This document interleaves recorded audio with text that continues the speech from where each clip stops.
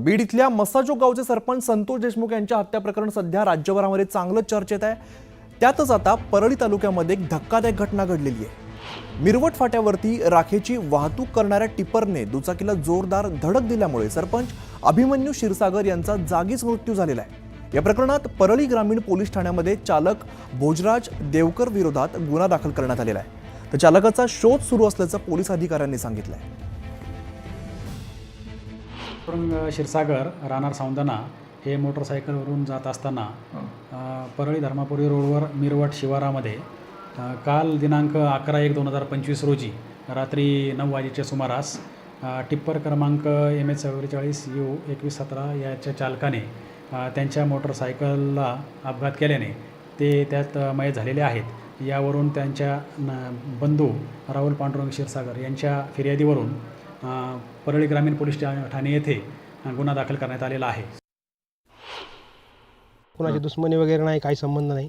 गावातल्या सगळ्या सुखदुःखात सगळ्यांच्या अडीअडचणीमध्ये सगळ्यांना सांभाळून घेणारे सरपंच होते आणि सगळ्यांशी प्रेमानं जिव्हाळ्यानं राहणारे होते। त्याच्या संदर्भात काय असा विषय काय नाही झालेला। काय आता तुम्ही काय मागणी काय केलेली आहे मध्ये? मागणी काय, आम्ही कायदेशीररित्या FIR नोंद केलेला आहे आणि ड्रायव्हर असतील वगैरे जे असतील त्यांच्यावरती कायदेशीर प्रक्रियेने कारवाई करण्यात यावी ही मागणी आम्ही गावकऱ्यांच्या वतीनं फिर्यादी म्हणून त्यांच्या बंधूंनी फिर्याद दिलेली आहे।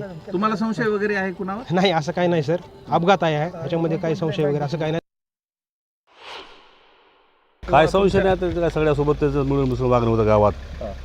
चांगल्या स्वभावाचा शांत माणूस होता।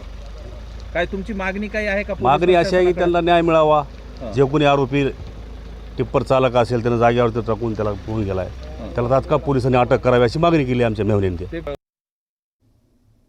पुढची महत्त्वाची बातमी बघूया। भाजपचं महाअधिवेशन शिर्डीमध्ये पार पडलेलं आहे। या महाअधिवेशनातून भाजप नेत्यांनी महाविकास आघाडीवरती जोरदार हल्लाबोल केलेला आहे। दरम्यान मुख्यमंत्री देवेंद्र फडणवीसांनी कार्यकर्त्यांचे आभार मानलेत। विधानसभेत कार्यकर्त्यांमुळे महाविजय पाहायला मिळाला असं फडणवीस म्हणालेले आहेत। 3 ते 4 महिन्यात पालिका निवडणुका लागू शकतात, कामाला लागा असा कानमंत्र फडणवीसांनी कार्यकर्त्यांना दिलेला आहे। आता वोट जिहादचा पार्ट 2 सुरू झालाय। बांगलादेशी घुसखोर सापडतायत, त्यामुळे आपल्याला घुसखोरांविरोधात लढावं लागेल असं वक्तव्य फडणवीसांनी केलंय। स्थानीय स्वराज्य संस्थांच्या निवडणुका येणार आहेत।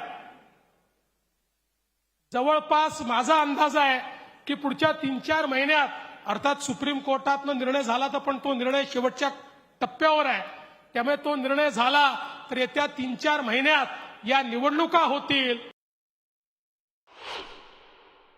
आपल्या समोर आव्हान आहे। आपण आत्ताच बघितलं कशा प्रकारे बांगलादेशी घुसखोर या ठिकाणी आपल्याला अलीकडच्या काळात सापडतायत आणि केवळ सापडत नाही आहेत तर ते कागदपत्र बनवून मतदार याद्यांमध्ये या ठिकाणी घुसतायत। आमच्या किरीटभाईंनी परवा त्या ठिकाणी मालेगावचं उदाहरण दिलं, ज्या मालेगावमध्ये शेकडो नवीन जन्म प्रमाणपत्र अचानकपणे हजारो लोकांना त्या ठिकाणी मिळाले।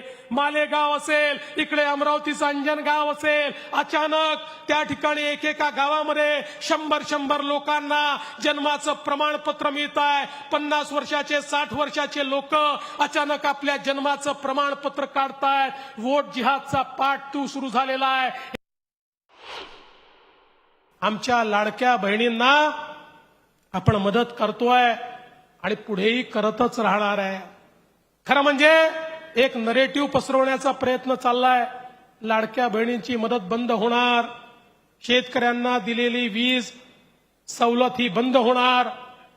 मी एकच गोष्ट सांगतो, महिला असतील, शेतकरी असतील, युवा असतील, गरीब असतील, आपले दिव्यांग असतील, समाजातल्या जेवढ्या घटकांकरता योजना आम्ही सुरू केलेल्या आहेत त्या सगळ्या योजना आपण पूर्ण करणार आहोत। यानंतर मुलुक महाराष्ट्रामध्ये एक छोटासा ब्रेक घेतो आणि लगेचच परत येतोय। पाहत राहा न्यूज 18 लोकमत।